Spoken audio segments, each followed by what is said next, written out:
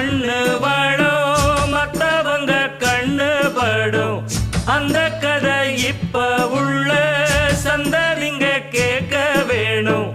நம்முயிர்க்கு மேலே மானம் அறியாதே, மானம் இழந்தாலே வாழ தெரியாதே.